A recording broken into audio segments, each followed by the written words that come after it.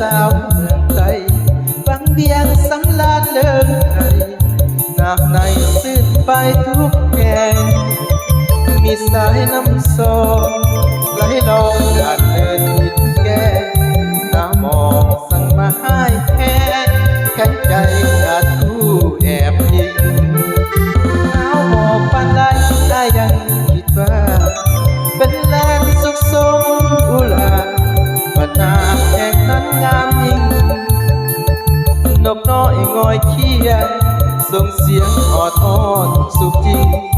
น้ำหมอกขาดคนแอบยิงขาดยิ่งยิ่งหนาวละทมผ้าพฤกษามาลาหลากสีเหมือนแลกสุขนาวดีสง่างามเหลือที่ส่วนสูงส่วนใจข้าปัญหาไปใจนิยมธรรมศาสตร์งามทรงแสนซึ้งสมเป็นแดนสวรรค์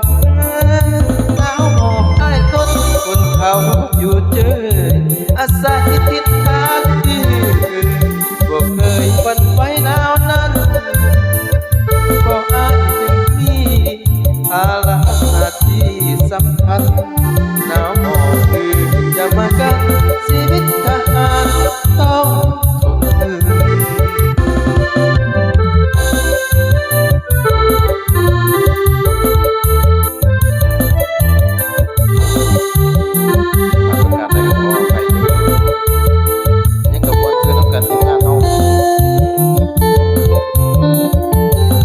นฝนฟ้าคอยเป็นใจเลย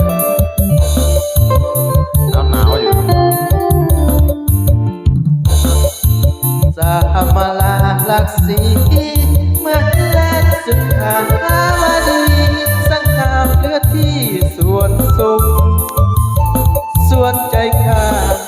ปัญหาไปใจนิยมธรรมศาสตร์งามสมแสนซื่นสมเป็นแหลกสวรรค์หนาวหมอกใต้ต้นบนเขาอยู่เจออาศัยทิศทางที่บ่เคยฝันไว้หนาวนั้นก็อาจยังมีภาระหน้าที่สำคัญ